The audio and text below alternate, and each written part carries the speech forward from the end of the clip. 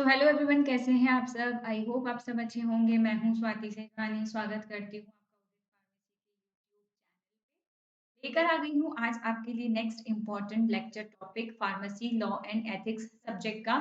Pharmacy law and ethics बहुत ही important subject है आपके सेकेंड ईयर का, जिसमें कोई प्रैक्टिकल नहीं है, ये एक थ्योरी एग्जाम है। आज मैं आपके साथ डिस्कस करने जा रही हूँ चैप्टर 2 का बहुत इम्पोर्टेंट टॉपिक, जिसपे लगभग हर साल क्वेश्चन आता है।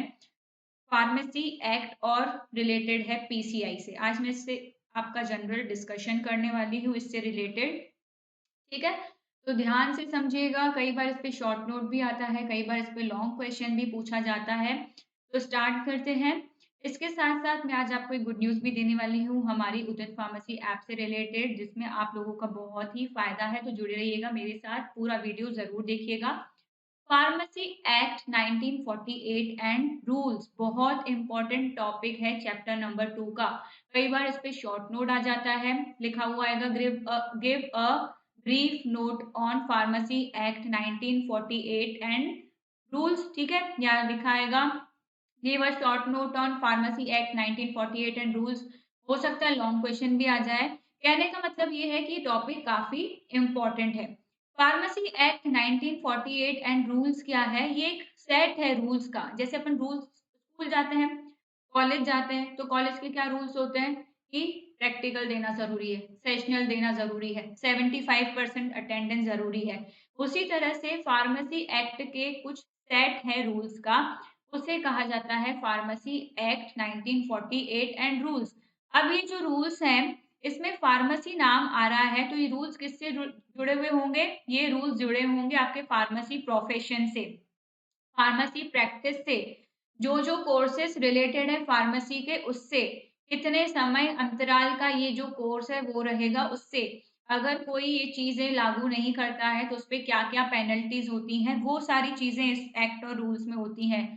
कहने का मतलब ये है कि जितनी भी चीज़ें फार्मेसी में मेंशन्ड हैं, जितनी भी चीज़ें फार्मेसी से रिलेटेड हैं, चाहे वो प्रोफ़ेशन हो, प्रैक्टिस हो, कोर्स का मतलब डी फार्मा हो, बी फार्मा हो, ठीक है? कोई भी कोर्स हो फार्मेसी से रिलेटेड, उसकी समय अवधि हो, ठीक है? किसी भी फार्मेसी से जुड़ी पेनल्टी हो, तो ये सारी चीज़ें, इन सारी चीज़ के रूल्स किसमें आते हैं? फार्मेसी एक्ट 1948 एंड रूल्स में आते हैं।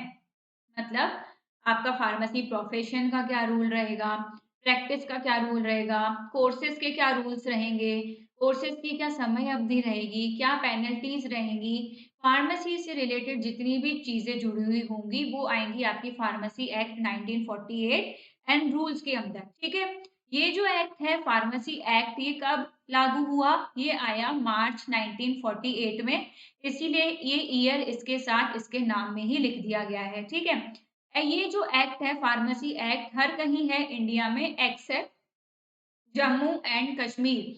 जब आप फार्मेसी लॉ एंड एथिक्स में कई सारे एक्ट पढ़ेंगे, कई सारे रूल्स पढ़ेंगे, ठीक है? तो आपको ये वर्ड बहुत सारी जगह देखने को मिलेगा एक्सेप्ट जम्मू एंड कश्मीर, क्योंकि कई सारे ऐसे एक्ट हैं जो सिर्फ़ इंडिया में ही लागू हुए हैं, जम्मू कश्मीर में अभी तक लागू नहीं हुए हैं, ठीक है? तो ये वाली लाइन आपको कई जगह देखने को मिलेगी।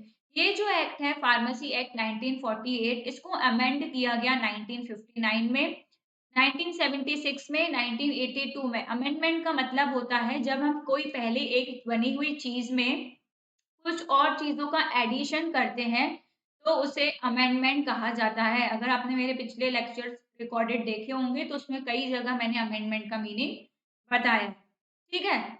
क्यों बनाया गया ये फार्मेसी एक्ट 1948? क्या इसके ऑब्जेक्टिव्स हैं? क्या इसके एम्स हैं? ये देखते हैं। मेन फार्मेसी एक्ट इसलिए बनाया गया ताकि हमारा जो फार्मेसी का प्रोफेशन है, उसको और बेहतर तरीके से रेगुलेट कर सकें। हमारी फार्मेसी की जो प्रैक्टिस है, उसको और बेटर बना सकें, इसके लिए बनाया गया फार्मेसी एक्ट। अब आपको पता होगा कि कोई भी चीज़ तभी बेटर बनती है जब हमें गाइड करने वाला कोई हो, है ना? जब हमारे ऊपर कोई हो।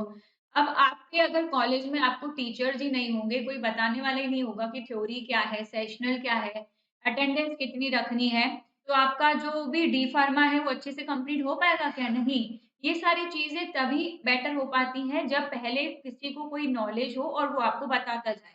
उसी तरह से ये है कि फार्मेसी एक्ट में सारी चीज़ें इसलिए लिखी गई हैं ताकि जो भी फार्मेसी प्रैक्टिस हो रही है, जो भी फार्मेसी प्रोफ़ेशन है, वो और बेटर तरीके से रेगुलेट हो, ठीक है? उसके साथ-साथ फार्मेसी के प्रोफ़ेशन का हमारा जो स्टेटस है समाज में, इंडिया में, वो स्टेटस और राइज़ हो सके और स्टेटस बढ़ सके, इसलिए भी फार्मेसी एक्ट बनाया गया है।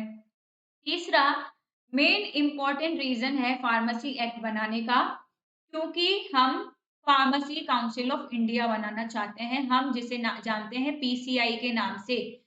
पीसीआई कौन बनाता है? फार्मेसी एक्ट के अंदर आती है, तो ठीक है, पीसीआई कॉन्स्टिट्यूट करती है आपका फार्मेसी फार्मेसी एक्ट करती है आपका कॉन्स्टिट्यूट पीसीआई, ठीक है? पीसीआई क्या करती है? जितने भी स्टैंडर्ड्स हैं फार्मेसी एजुकेशन में, ठीक है?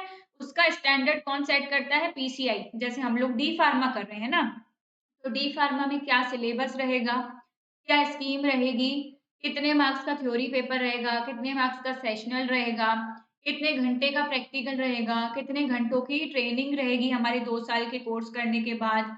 ये सारे स्टैंडर्ड्स, ये सारी चीज़ें कौन डिसाइड करता है? पीसीआई, ठीक है? पीसीआई के पास अथॉरिटी है, पीसीआई के पास राइट है कि वो किसी कॉलेज को अप्रूवल दे भी सकता है सारी सुख-सुविधाएँ देखने के बाद और किसी भी कॉलेज से अप्रूवल को विथड्रॉ भी कर सकता है अगर उसे कोई कमी लगती है तो।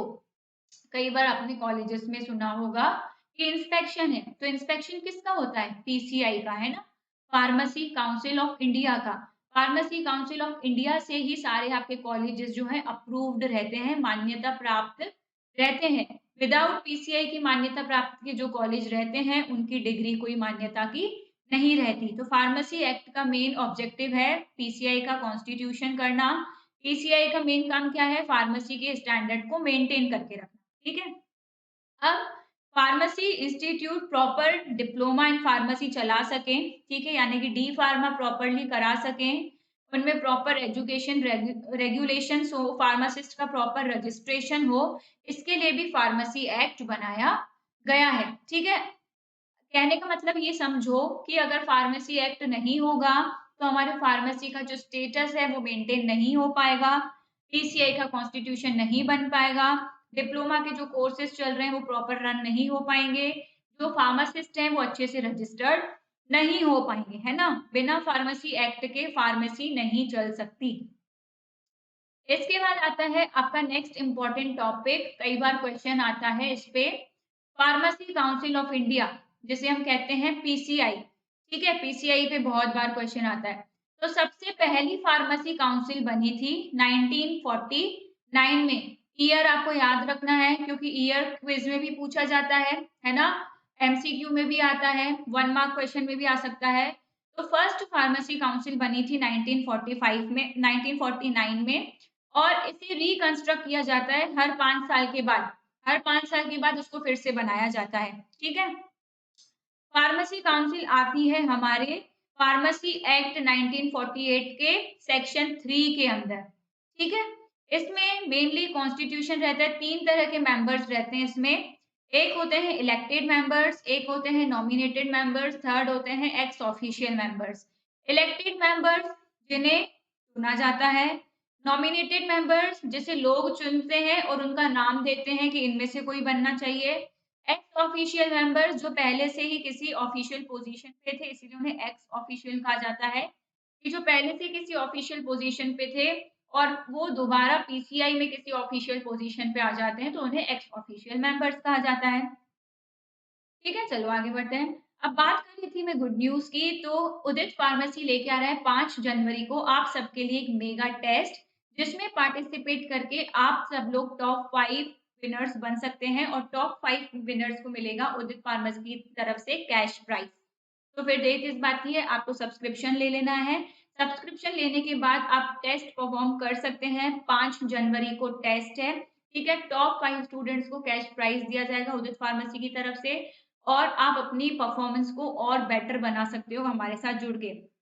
कैसे जुड़ सकते हो हमारे साथ? ऐप में जाना है प्ले स्टोर में, ऐप डाउनलोड करना है, ओपन करना है, लॉगिन करना है, सारे कोर्सेज़ आपके सामने आ जाएँगे। आपका जो भी आप स्टूडेंट हो फर्स्ट ईयर के, सेकंड ईयर के उसको सब्सक्राइब करा सकते हो। टेस्ट दोनों ईयर्स के लिए है, फर्स्ट ईयर के लिए भी, सेकंड ईयर के लिए भी और टेस्ट बहुत ही ईज़ी रहने वाला है।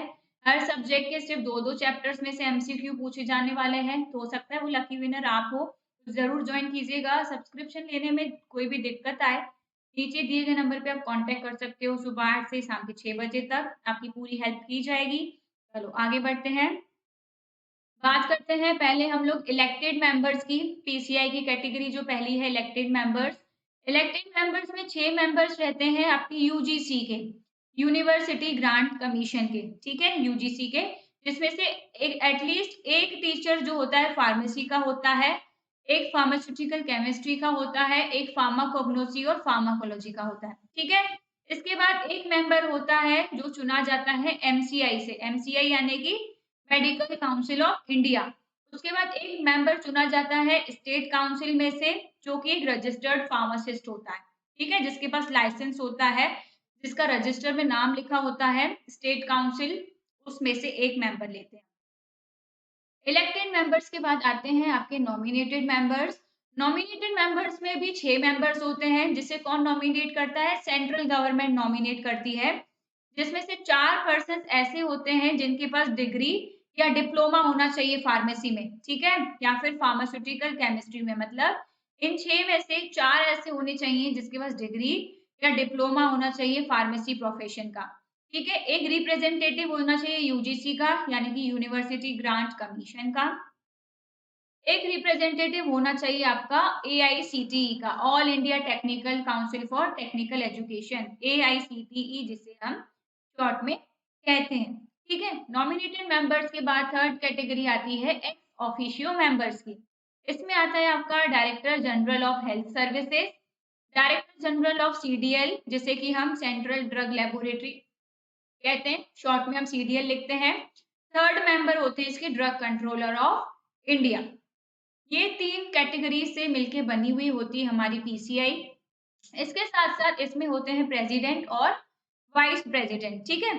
तो जो मेंबर होते हैं काउंसिल के, आपस में सिलेक्ट करते हैं प्रेज़िडेंट और वाइस प्रेज़िडेंट को, ठीक है? इनकी जो समय अवधि रहती है काम करने की वो 5 साल रहती है, लेकिन 5 साल के बाद ही फिर से एलिजिबल हो जाते हैं री-इलेक्शन के लिए। मतलब एक बार 5 साल के लिए अगर इनका काम खत्म हो गया, तो ये फिर से री-इलेक्शन, री-पार्टिसिपेट कर सकते हैं। प्रेज़िडेंट और वाइस प्रेज़िडेंट चुने जाते हैं काउंसिल मेंबर्स के द्वारा ही, ठीक है? चलो, थर्ड इम्पोर्टेंट टॉपिक का मैं सिर्फ बेसिक आपको दे देती हूँ आज, वो है एजुकेशन रेगुलेशंस 1991। एजुकेशन रेगुलेशन नाम से ही समझ में आ रहा है, रेगुलेशन मतलब नियम, कायदे जो एजुकेशन से जुड़े हुए हों, उसे कहा जाता है एजुकेशन रेगुलेशन। जैसे हमारा कोर्स है डी फार्मा, ठीक है? तो डी फार्मा में कितने महीने की ट्रेनिंग रहेगी, कितने परसेंटेज हमको कॉलेज में जाना पड़ेगा, कितने नंबर का हमारा थ्योरी पेपर रहेगा, कितने नंबर का हमारा प्रैक्टिकल पेपर रहेगा, ठीक है? कितने नंबर के हमें सेशनल मिलेंगे कॉलेज से, कितने मार्क्स हमें मिलेंगे तो हम पास हो जाएँगे। ये सारी चीज़ें आती हैं आपकी एजुकेशन रेगुलेशंस में, ठीक है? तो ये एजुकेशन रेगुलेशंस कौन बनाता है? ये एजुकेशन रेगुलेशन बनाती है आपकी पीसीआई, ठीक है? पीसीआई क्या करती है? एजुकेशन रेगुलेशन बनाती है इन व्हिच दे मेंशन, जिसमें वो क्या मेंशन करती है कि आपको एक अगर रजिस्टर्ड फार्मासिस्ट बनना है, तो उसके लिए मिनिमम क्या क्वालिफ़िकेशन होनी चाहिए आपके पास। ये कौन बताता है? ये बताता है आपको पीसीआई, ठीक है? पीसीआई के अकॉर्डिंग एजुकेशन रेगुलेशन 1991 बताता है कि आपकी जो थ्योरेटिकल स्टडी है, ठीक है? और आपकी जो प्रैक्टिकल ट्रेनिंग है, वो किस तरह की होनी चाहिए? कितने समय अवधि की होनी चाहिए? ये कौन बताता है? पीसीआई बताता है। एक एग्ज़ाम्पल की बात करें तो पीसीआई कहता है कि आपकी जो प्रैक्टिकल ट्रेनिंग है, वो 500 घंटे की होनी चाहिए, जो कि 3 महीने के अंतराल में खत्म हो जानी चाहिए, है ना? फिर पीसीआई कहता है कि जो भी स्टूडेंट कोर्स कराना चाहता है, अप्रूवल चाहता है, उनके पास प्रॉपर इक्विपमेंट्स होने चाहिए, प्रॉपर फैसिलिटीज़ होनी चाहिए सारे स्टूडेंट्स के लिए। तभी क्या करता है पीसीआई उन स्टूडेंट्स को अप्रूवल देता है, मान्यता देता है कोई भी कोर्स कराने की। अब ये जो कोर्स है, डिग्री कोर्स भी हो सकता है, जिसे हम बी फार्मा कहते हैं, डिप्लोमा कोर्स भी हो सकता है, जिसे हम डी फार्मा कहते हैं। दोनों कोर्सेज़ के लिए पीसीआई का अप्रूवल ज़रूरी है। बिना पीसीआई के अप्रूवल के कोई भी इंस्टीट्यूट कोर्स कैरी आउट नहीं करा सकता। ठीक है? अब अप्रूवल के लिए हर एक इंस्टीट्यूट को प्रॉपर इंस्ट्रूमेंट्स चाहिए होते हैं, प्रॉपर बिल्डिंग चाहिए होती है, प्रॉपर थ्योरी एग्ज़ाम्स कराने होते हैं, प्रॉपर प्रैक्टिकल एग्ज़ाम्स कराने होते हैं। जो भी पीसीआई की गाइडलाइन है, वो प्रॉपर फ़ॉलो करनी पड़ती है, तभी पीसीआई का अप्रूवल इंस्टीट्यूट्स को मिलता है। ठीक है? आज के लिए इतना ही, मिलते हैं नेक्स्ट क्लास में। Thank you so much.